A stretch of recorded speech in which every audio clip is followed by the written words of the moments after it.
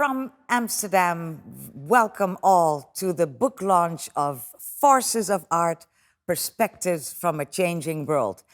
This event is brought to you by Hivos, the Prince Claus Fund, and the European Cultural Foundation. It's time to introduce to you an artist, an educator, and a researcher on the topics of politics, technology, and architecture. She was not involved in the making of the book, but she definitely is an expert on the force of art. And she's famous for using art on a daily basis to allow for change in the world. Why is art so very relevant, especially now? Let's ask Heba Amin. Thank you so much for that wonderful introduction. I want to first thank the organizers, and particularly Ilaria Mancini, and to the Prince Claus Fund, the European Cultural Foundations, Hivos, and Framer Framed for supporting this very necessary project and for giving me the honor of opening this event. On October 2nd, 1935, Benito Mussolini broadcasts a speech that declares the tie between Italy and fascism as perfect. He defies the sanctions placed on Italy by the League of Nations and calls on the Italian people to overcome adversity through their character, which has been handed down from a glorious past. That same year, Mussolini initiated a large building complex, the Palazzo della Civiltà Italiana, for the 1942 World Exhibition as a symbol of fascism for the world. It was designed as a nod to the Colosseum, a celebration of a Roman landmark. If you look more closely at the top of the building is an inscription taken from his speech that day on October 2nd, 1935, which states, quote, "A nation of poets, of artists, of heroes, of saints, of thinkers, of scientists, of navigators, of transmigrators." Should we be seeking a revolutionary aesthetic? 20 years ago, Chinese artist Han Bing initiated a social project by walking a cabbage on a leash. The cabbage, as he states, is a quintessentially Chinese symbol of sustenance and comfort for poor Chinese that interrogates social values by ridiculing the state of things. His performance proposes a reconsideration of the general lack of engagement with systems that have perpetuated a cult of consumption. Through his performance, Bing asks people to question the definition of normal practice and to reflect on how much of our daily lives are routines we've blindly absorbed. Inspired by Bing's performance, the Kashmiri cabbage walker uses the cabbage to confront the embedded military presence and post-political conditions of Kashmir. He states that, quote, "I, as a Kashmiri, am willing to recognize walking the cabbage as part of the Kashmiri landscape, but I will never accept the checkposts, the bunkers, the army camps, the torture centers, the barbed wire, the curfews, the arrests, the toxic environment of conflict and war as part of the same," end quote.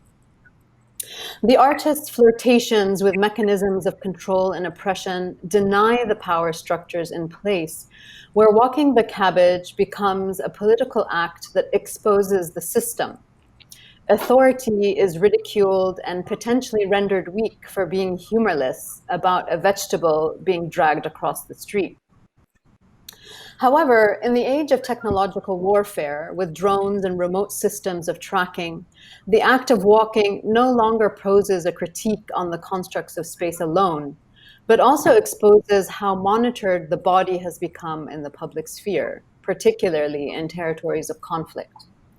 This has become even more evident today during the pandemic, with our increased dependency on technological tools of communication and systems of surveillance. Andrew Hewitt argues that the function of the aesthetic sphere has always been to articulate the possibility of another way of life. Arguably, the cultural sphere is one of the few spaces left where criticality can still occur, where spaces of unrepresentation and dataless zones can be explored. Is art even artistic activism worth pursuing as a mechanism? Or is it just a tool that uses media to heighten the public's consciousness? Should we be seeking a revolutionary aesthetic?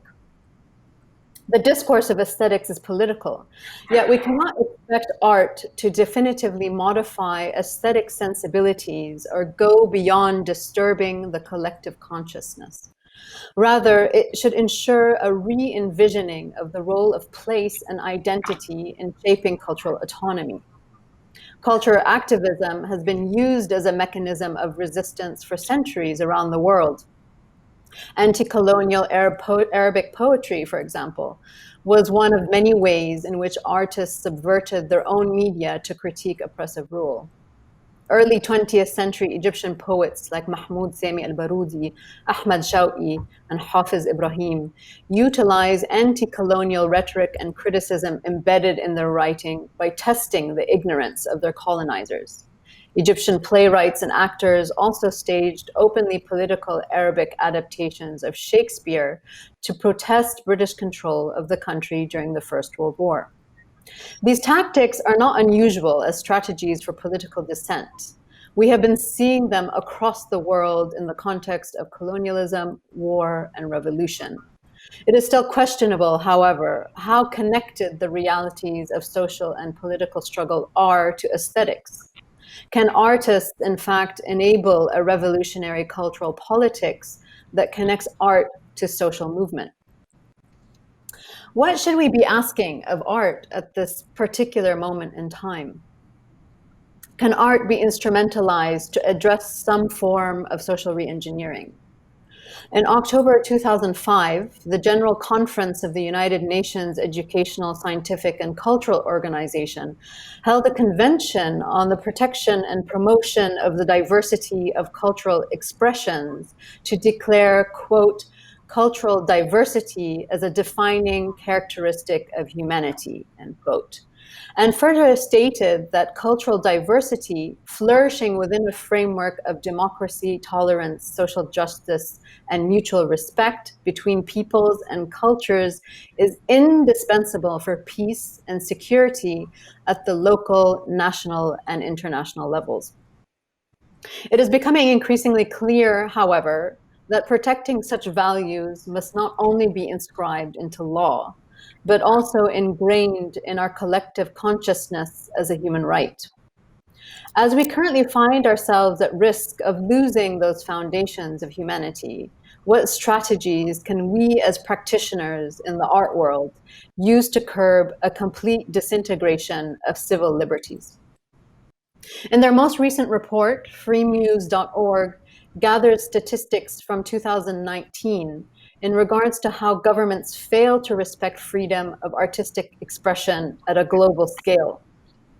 They list 13 countries of particular concern: Brazil, China, Egypt, France, Indonesia, India, Iran, Lebanon, Nigeria, Russia, Turkey, the United States, and Zimbabwe. They have been considered for the worrying violations and developments documented in each of their countries and analyzed with regards to their human rights responsibilities. According to the report, 9 artists were killed in 8 countries, 71 artists imprisoned in 16 countries, 85 artists detained in 27 countries, 23 artists persecuted in 13 countries. Oftentimes, they are silenced for expressing political views, questioning religious and social norms, and expressing opinions that oppose dominant narratives. Free Muse has documented censorship as the most common violation of artistic freedom. Growing nationalisms have become ever more evident during this year of the pandemic. Can art help us get through this pandemic? I know for many, and I can definitely say for myself, art is the only thing that has gotten me through this so far. The United Nations states that artistic expression is an essential component of human development. They frame art as a human right. When authorities threaten their citizens against asking questions and further utilize censorship to gain a stronghold on how societies function, it is more important than ever to provide a platform that nurtures creative and critical expression. Therein lies the power of artistic and cultural endeavors, which pinpoint the crux of the problem. They quite simply provide a reflective space for critical thinking and experimentation, one that is crucial for those societies which are increasingly being silenced. The voices of Global South artists, in particular, are more crucial than ever in assuring that the imbalance of power does not progress further.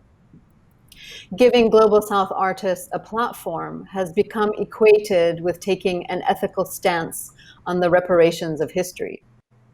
As such, the roles of art institutions are increasingly important in providing Global South artists with the autonomy to express their own perspectives without the dependence on state funding and the pressures to cater to particular political ideologies. This keeps artists free from self-censorship. If artists don't have the autonomy to express their perspectives without the interference of state expectations, they would most likely be making very different work.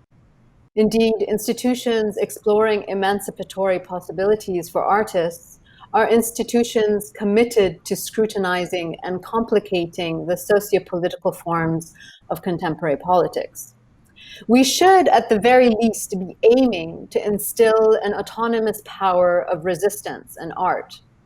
But we know all too well, in this interconnected system of power hierarchies and neoliberal austerity and privatization, this is not something we should or can depend on. And let's be very clear, the consistent imbalance in power in a globalized world means I'm not just talking about what you might imagine as an authoritative society at the root of the problem, but also so-called democracies who are at the heart of perpetuating and propping up systems of oppression elsewhere. Recent calls to decolonize museums and address the gross imbalance of political power between North and South has further marked the conduct of the contemporary art world. Taking such a stance speaks to the ways in which artists and cultural workers are attempting to claim responsibility and shape the politics of the context we work in. But is it enough? After all, we know very well that the art and cultural sector is not free from complicity. Indeed, art's role should not be to merely educate the public, although there is a strong argument to be made for that, especially now, but rather to break the rules of education and put something entirely different forward. If we don't provoke people to think and question, then we've missed the point. To fully understand the potency of art in its various forms, we need to revise what we understand as an appropriate approach to the question of epistemology, or what is it to produce knowledge through creative practices in an age of apparent post-digital dystopia. How can we make propositions that invent new possibilities for art making and knowledge production? We should be investing time and effort into methodologies of critical thinking, which are necessary for alternative approaches and reconceptualizing future scenarios. Apart from an urgent need to reconsider the ways in which knowledge is produced and applied within institutional contexts, it might serve us well to consider art not as a definitive format for a particular outcome, but rather how it might open up the possibility for transdisciplinary outcomes. What kind of intervention strategies can be used, and what other kinds of spaces beyond the cultural sphere can be activated in order to instigate new discourse around topics that are difficult to engage. This is not new. Artists are actively and constantly asking these questions, and particularly in countries where critical thinking is in fact discouraged. Artists and activists in communities persecuted for critical dissent understand what is at stake. Creativity is one of the last bastions of political expression when oppressors lay claim to all other spaces for themselves. Not only does it offer methods to fragment hegemonial mono-narratives, it offers tools with which to resist and occasionally reclaim them for the people. Some acts of creative protest become symbols, reminders that the outraged voice of the oppressed has the power to make itself heard. In many ways, the vision of self-determination has become increasingly difficult as the convergence of global markets has created a capitalist deadlock with staggering inequalities in place. What does it mean to follow this same trajectory of history? Our inability as artists to deal with the neoliberal frameworks embedded in contemporary art has pigeonholed us into contrived notions of identity and narrow definitions of place. The internationalization of the world, of the art world, and the notion of the global artist has ironically reinforced the same problematic logics of spatial development. This has brought about a poverty of the imagination, as we've been deterred from a real profound investigation of our contemporary moment. To say that 2020 has been a tumultuous year for the art world would be an understatement. More than ever, this year of the global pandemic has shown us that community is very much needed. Has the pandemic crisis changed everything? At the start of the year, many of us were in a state of panic, thinking about what the consequences of the pandemic would be on our livelihood and sustainability of the art ecosystem. Nothing made us feel the impact of globalization more than a worldwide pandemic. The coronavirus laid bare the problematic constructs of neoliberal ideology. Where does art stand in the face of this crisis? In a recent video posted on The Intercept, Naomi Klein argues that, quote, moments of shock are extremely volatile. This is no time to lose our nerve. The future will be determined by whoever is willing to fight harder for the ideas they have lying around, end quote. Yes, well, that sounds completely logical and what we should hope for. But she perhaps did not have in mind the wave of uprisings in 2011, where people fought tooth and nail in the millions, and it got us arguably nowhere. In most cases, it in fact made the situation worse. It takes a global movement, a movement that puts its foot down and says, enough is enough. A movement that is driven by those societies enforcing their power dynamics on the marginalized, the powerless, and masking it in notions of free society, so-called democracy, aid, and philanthropy. In other words, a new wave of the civilizing mission mentality. And yes, that includes most of us here. We can only look forward by contextualizing the past, claiming sovereign control over our data and rewriting historical narratives are crucial to directing our future. In order to change entire systems, we must thoroughly know the sequence of events and context that brought them to fruition. In this case, there's a lot of work to be done. And at this moment in time, when the fragility of our contemporary constructs is revealing itself, we must all become active participants in challenging our failing systems. The question is, where can we perform sovereign empowerment without endangering ourselves?